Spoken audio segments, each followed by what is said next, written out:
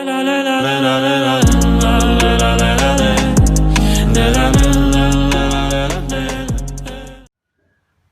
nama saya Abrantoni Anggro dari kelompok Solidaritas. Di sini saya berperan sebagai juru bicara dan peraga protokol kesehatan. Perkenalkan, nama saya Alvin Fernanda. Saya dari kelompok Solidaritas. Peran saya di sini sebagai pewawancara 1 dan editor 2. Halo, selamat pagi. Perkenalkan, nama saya Christian Farel Martono. Saya dari kelompok Solidaritas dan saya bertugas sebagai wawancara. Halo, perkenalkan, nama saya Muhammad Barunawijaya Maulana. Saya dari kelompok Solidaritas. Di sini saya sebagai penyusun naskah dan peraga protokol kesehatan. Halo, nama saya adalah Fransio Krismat MD. Saya berasal dari kelompok Solidaritas dan tugas saya di sini adalah sebagai editor dan juga peraga protokol COVID-19. Halo, perkenalkan, nama saya Yongki Setiawan Effendi. Saya dari kelompok Solidaritas. Di video ini, saya dan teman-teman saya akan menampilkan video tentang wawancara kami terhadap 2 tokoh masyarakat yang ada di daerah kami. Yang pertama adalah Pak RT di daerah Saudara Alvin. Lalu yang kedua adalah Bu RT yang ada di daerah Saudara Christian Farel. Lalu kami juga akan menampilkan tips dan trik cara menjalankan protokol kesehatan yang baik dan benar. Jadi, tanpa lama-lama lagi, silakan nikmati videonya.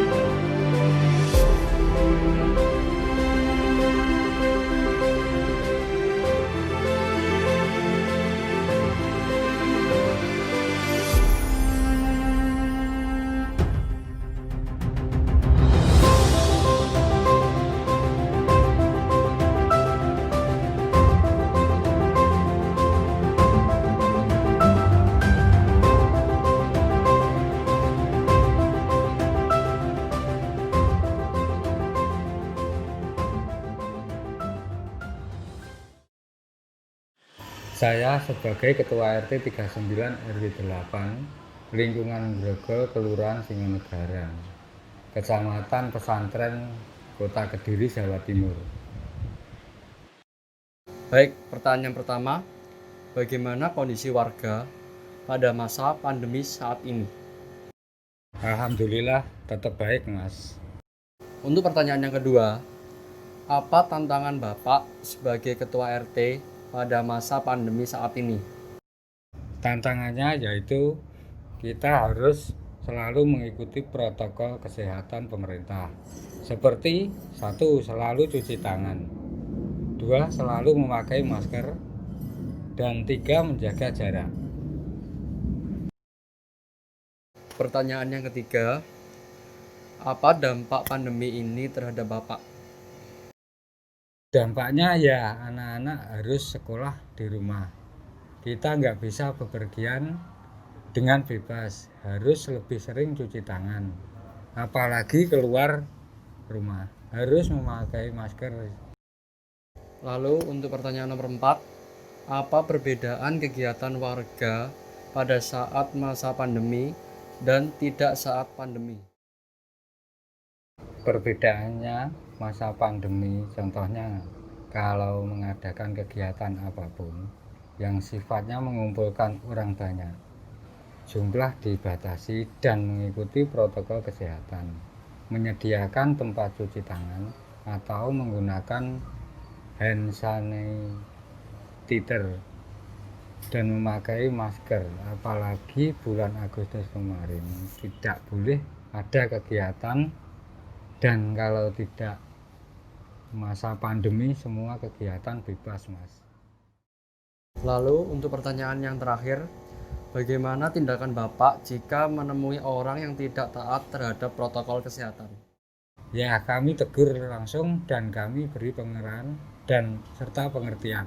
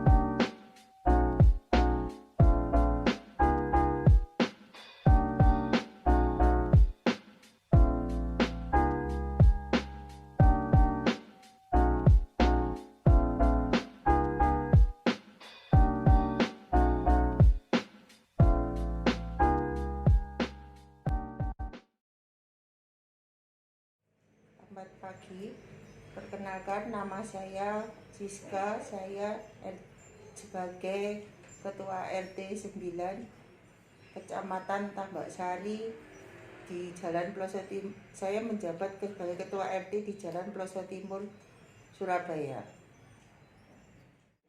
Oke, selamat pagi kepada Ibu RT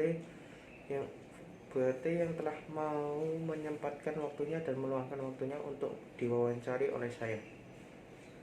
Oke, saya akan mengajukan beberapa pertanyaan seputar kondisi lingkungan dan COVID ini terhadap kampung sekitar Ibu, tempat Ibu menjabat menjadi RT. Yang pertama, bagaimana kondisi warga pada saat masa pandemi ini? Kondisi warga pada saat pandemi ini ya banyak masyarakat warga yang pada di rumah, jarang-jarang keluar karena mungkin banyak warga yang pada waspada ya, takut karena kondisi COVID ini. Untuk pertanyaan yang kedua, apa tantangan Ibu sebagai Ketua RT saat ini?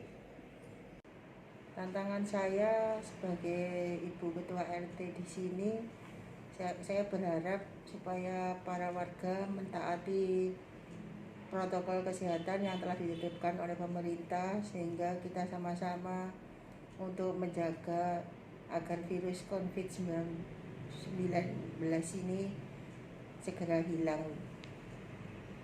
Oke, untuk pertanyaan yang ketiga, apa dampak pandemi ini terhadap Ibu? Dampak pandemi pada saat ini itu dirasakan oleh warga itu, terutama karena perekonomian yang semakin menurun drastis ya. Para penjual-penjual itu sekarang pada mengeluh kondisinya keadaannya sepi karena adanya pandemi COVID-19 ini. Oke, untuk pertanyaan yang keempat, apa perbedaan kegiatan warga saat pandemi dan sebelum pandemi itu terjadi? Kalau perbedaan kegiatan warga pada saat pandemi dan sebelum pandemi itu beda jauh ya. Kalau sebelumnya pandemi itu kita bisa warga saling melakukan kerja bakti sama-sama, terus ada acara 17 Agustusan, silaturahmi sesama warga, ada acara arisan bersama. Nah, kalau sekarang sebelumnya pandemi, kalau setelah pandemi ini kan kita terpaksa kan tidak melakukan kegiatan-kegiatan itu karena itu kan dilarang oleh pemerintah sebelum pandemi ini benar-benar pulih, sehingga kita tidak boleh melakukan kegiatan apapun yang melakukan yang berhubungan dengan kerumunan warga. Untuk pertanyaan yang kelima, bagaimana tindakan Ibu terhadap jika menemui orang yang tidak menggunakan masker? Tindakan saya sebagai Ibu Ketua RT jika menghadapi ada orang yang tidak memakai masker, saya akan berusaha menegur supaya orang tersebut mematuhi protokol kesehatan yang telah ditetapkan demi keamanan bersama. Untuk pertanyaan yang keenam, bagaimana kondisi lingkungan sekitar pada saat pandemi ini? Kondisi lingkungan pada saat pandemi ini sangat berbeda sekali, jauh berbeda karena kondisi lingkungannya sekarang sepi, banyak orang yang jarang hilir mudik di daerah kampung, meskipun di kampung pun atau di jalan raya pun jarang orang untuk hilir mudik, kebanyakan orang pada berdiam diri di rumah.